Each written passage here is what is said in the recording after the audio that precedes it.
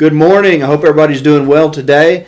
This is Spencer Hawks, and today I'm bringing you Jeremy.pressgrove with helping with the name of your home inspection company. National Property Inspections. National Property Inspections, and just like I had said in a prior video, I'm bringing you the professional, the guy on the ground who can talk to you about inspections. And how important are inspections in the home buying process, Jeremy?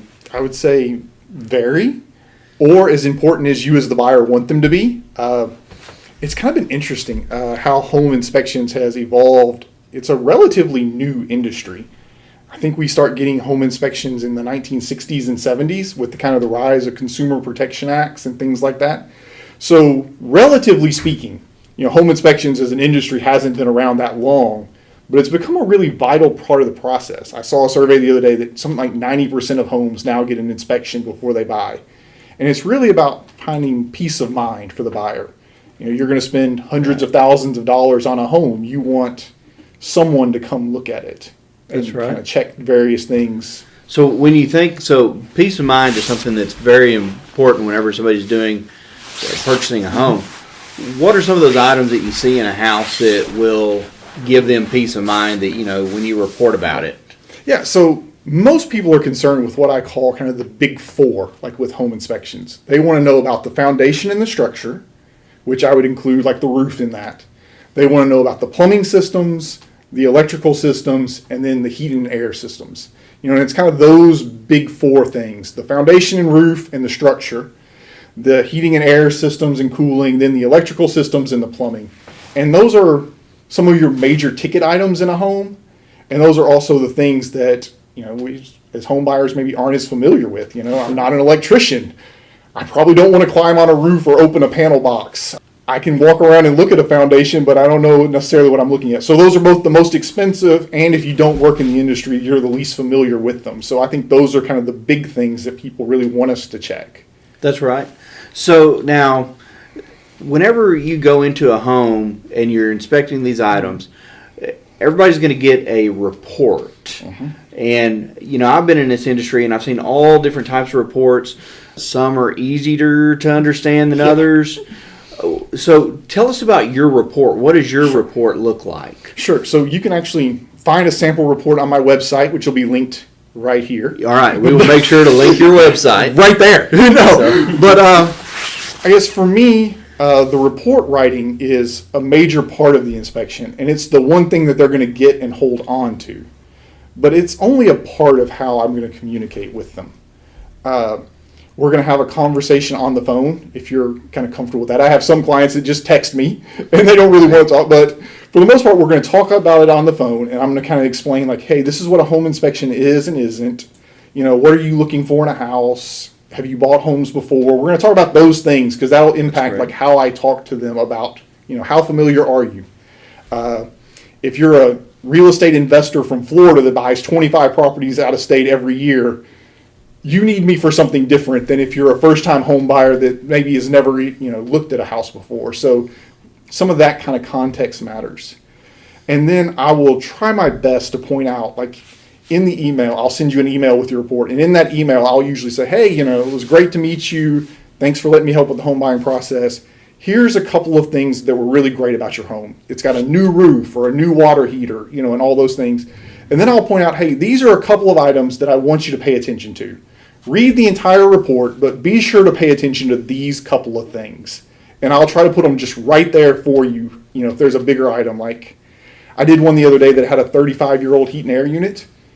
Wow. It was still functioning, but it is past its average life expectancy or past its average service life. So I just said, hey, the heat and air unit was functional at the time of inspection, but it was manufactured on this day. The average, service life for them is, 15 years or whatever it is. So just kind of be aware, and we'll kind of do things like that. So in the report itself, I think my average report is around 40 pages. It comes in a PDF in full color with photos. And I really try to go heavy on the photos. And if I need to explain something in more than 2 or 3 sentences, something has gone like horribly wrong, right? Right. For example, the average thing that I'll find on a home inspection is that the breaker box or the panel won't be filled out. You'll open it up and it'll just all be blank. Now, in a perfect world, we would love to see every breaker labeled. So if something happens, you can walk out there and you can be like, all right, power off the kitchen. Now I can go fix whatever I want in the kitchen. Or, hey, something's happened. Let me run out there and flip the power to that part of the house, so I can fix it. But I guess in the reality is, we don't live in a perfect world, and it's not like always going to be like that. Right. This is one of those do as I say, because I don't think my breaker box is fully filled out on my home at home either. Probably mine either. Yeah, and I usually end up just flipping the main and doing whatever I want to do. But so I'll put a note, like I'll put a picture in and I'll circle like, hey, these are blank. Recommend filling out your breaker box for your convenience and I guess safety, in case you have an emergency. But we're going to go with a picture and then just a quick explanation of what's wrong or what we would like to see, how we would like to fix it, and then why is that important. So for the heat and air unit that was 35 years old the other day, I think I wrote, heat and air unit was functional at time of inspection and working within normal expected bounds. Period. However, it was manufactured in this date and the average life expectancy was this. Right. So, would recommend continuing to clean and service twice a year and be aware that you might have to replace it at some point in the future. That's, 3 sentences, pretty concise, like it's working now, but it's at such an age that we might need to replace it soon. So maintain and service it while you have it and, make your budgets appropriately. Right. So what else do you see? So we've talked about the foundation, the roof, the HVAC. Mm-hmm. What are the most common items that you see come up in an inspection? The most common? Decks. Oh, okay. Decks, almost all the time. Because, building a wooden deck is a project that many homeowners feel like they can take on kind of by themselves. Right. You can invite 3 or 4 of your friends over. You can, have a grill. You can tell them, hey, come and, help me build this deck, and we'll kind of do it together, and we'll have, our cooler and, like whatever. It'd be a fun time. It'll be a fun time, right? So they often, particularly if they're a DIY project, don't get built up to, building code. Right.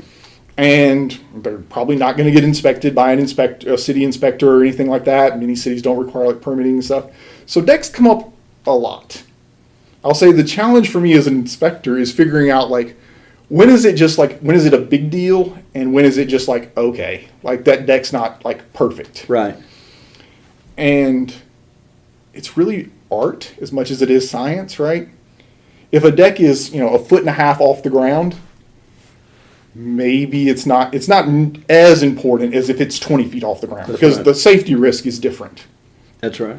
And there are things like if, for example, we say that your wooden posts should not be in contact with the soil.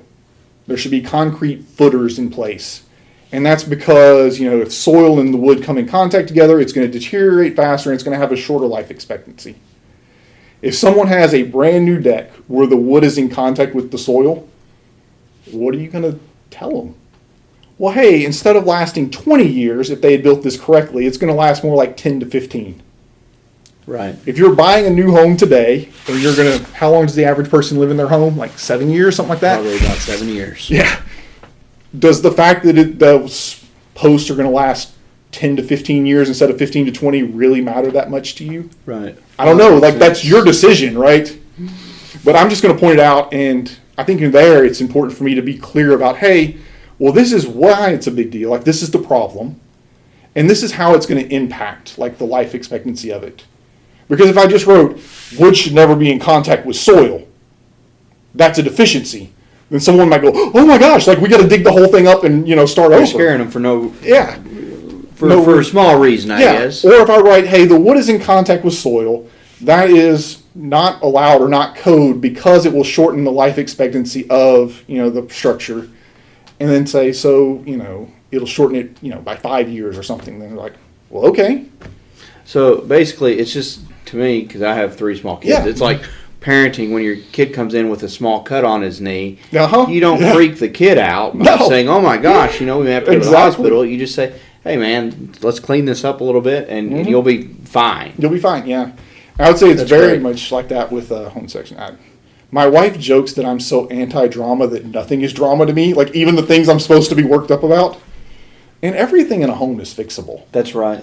And everything in a home can be fixed. So if the roof is 40 years old and leaking, I'm just going to say, well, that roof appears to be at the end of its service life.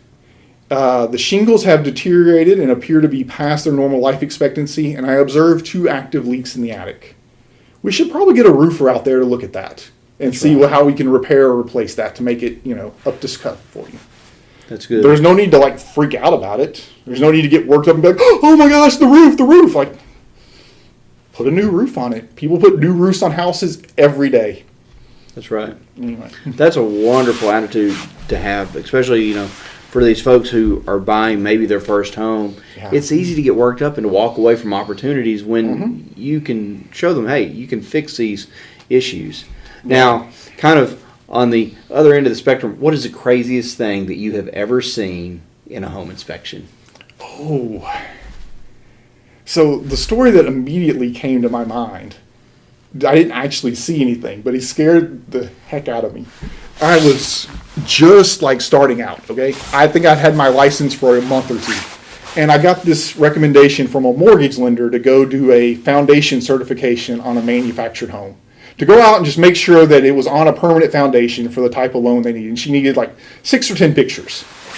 So I called the guy and I was like, hey, I'm coming out to do this, blah, blah, blah. And he said, oh yeah, it's great. He goes, the home's on a foundation. It's got a permanent around it. It's got an access door. There's a vapor barrier down. He goes, it's great. And I was like, perfect. This is going to be easy. He goes, the only thing is I'm kind of out in the middle of nowhere and my home backs up to a pond. I said, okay.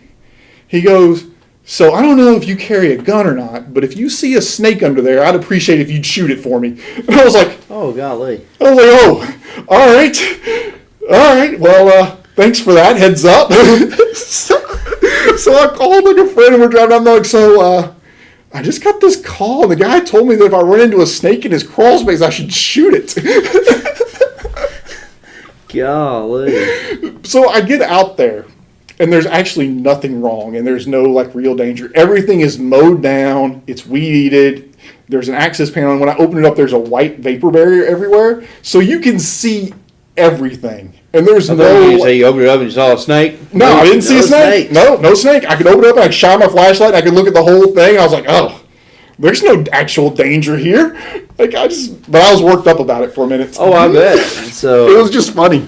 So were you prepared to take care of some snakes? I was not. I think that, we'll wrap up the video here in just a second, but yeah. I'll tell you what, guys. Home inspectors, they earn their keep. I mean, you're under those. Very well could have been a snake. I think that, I've crawled in some that were weeds and much scarier, as far as potentially running into a snake. Yeah, snakes in electric panels, wasps in electric panels. Pretty common. So I'm sitting here. I don't do electric. I don't touch electricity. It could be bad. And then electricity with wasp. I mean, to me, you're just like, guys, get a good home inspector. And one of the reasons I brought Jeremy today is because I've had multiple times, with him. He spoke to a group. I've been with him in other settings, and he's got a wonderful personality to work with, and he is a hardworking home inspector, and so. I have no reservations with recommending Jeremy to anyone. And so, Jeremy, if there's any final thoughts or your contact information that you'd like to give verbally, but we will put it, like I said, here at the bottom of the YouTube page here. So, but Jeremy, if there's any final words you'd like to say, thank you. I just appreciate it. Yeah, it's fun. It's like selling real estate. It's different every day, and every client is different. And I would say the goal for all of us is to help people find a home that they can live in and be happy. That's right. And it's real estate agents, home inspectors, mortgage lenders, insurance agents, title companies. We all play a part in that transaction, but we should all be working towards the same goal. Right. And just helping people find a home that they're happy and comfortable with and live in and that they can have a good life with. So best of luck to you on your home buying process. Jeremy, thank you very much. Yeah, I appreciate you. Yes, sir. Thank you. Thanks.